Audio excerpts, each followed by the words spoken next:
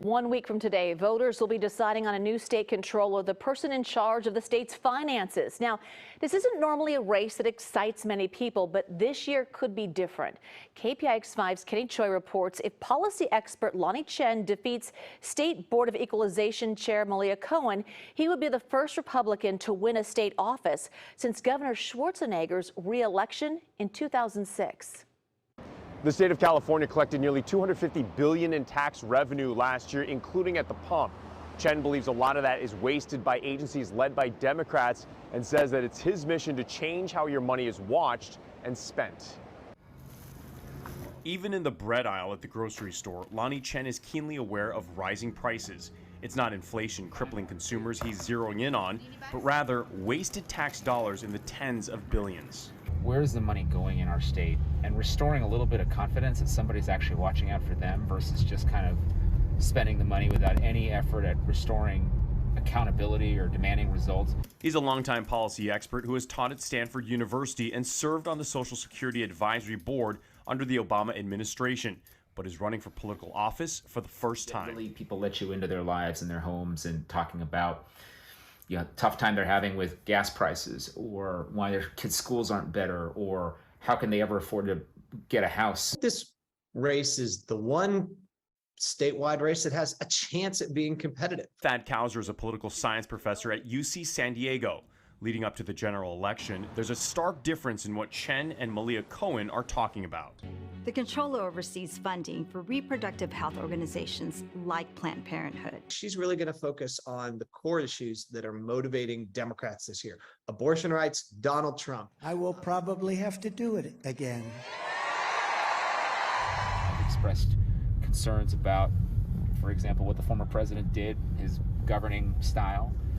What happened on January the 6th, I've argued, is an abomination. I don't think the election was stolen. A child of immigrants, Chen has quickly climbed the world of academia and politics. He believes how the controller audits hundreds of billions in tax revenue now can impact social and economic mobility for working families. When I grew up, it really felt like a place of limitless opportunity where people could come and buy a house, grow business, raise a family.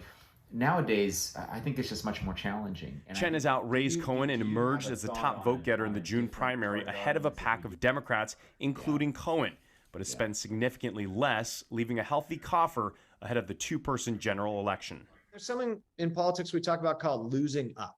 Right? You might not win in your first race, just as Barack Obama lost his first race, just as George W. Bush lost his first race. But as voters get to know you, get to hear what you're all about, they might become more comfortable with you. And if the GOP can creep back to relevance, he could be one of the new faces of the California Republican Party. You want somebody who's going to be a political independent in some ways, who's going to watch out for taxpayers first and not for other politicians. A Democrat has held the office of state controller for nearly 50 years. In the North Bay, Choi, KPIX 5. Now, Chen has challenged his opponent to a debate, and I spoke with Malia Cohen just a few hours ago and asked her why an official face-off hasn't happened. There hasn't been a debate, largely because there really hasn't been a strong one really organized. And we have decided to take our message to voters. And have been crisscrossing the state of California. And I think that was one of the best ways to utilize our resources as well as our time. And the choice is pretty stark. I mean, I'm a Democrat and he's a Trump Republican. I'm pro-choice. He is not pro-choice. And I have experience. I'm doing parts of the function of the controller's job right now as we speak, as I sit on the Board of Equalization. So I think that the choice is pretty clear.